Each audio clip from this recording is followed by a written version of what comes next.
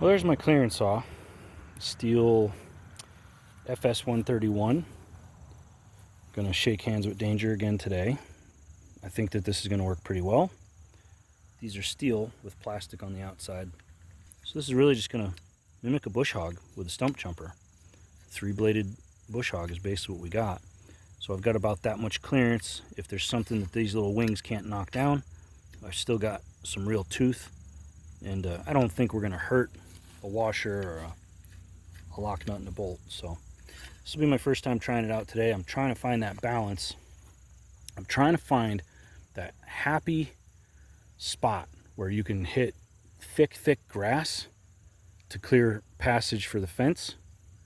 And I mean scatter it. I don't mean cut it and leave it laying, okay?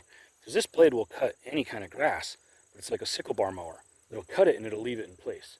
I want something that will whip it and fly it out of there. Like clear me a lawnmower path, like 10-inch, 12-inch wide per swipe. That's what I want.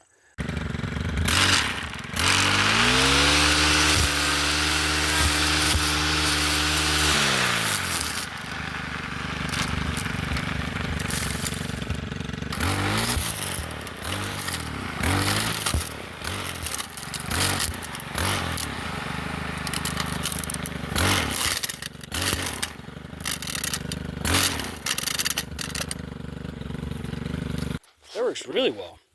If it hooks the fence or something, it doesn't yank the fence nearly as bad. If you hook the fence with a saw, you're ripping the fence, even cattle wire. So that's really good.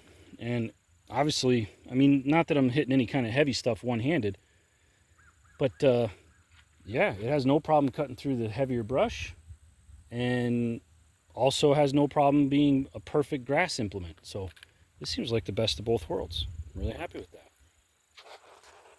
Nice. Time to move some goats.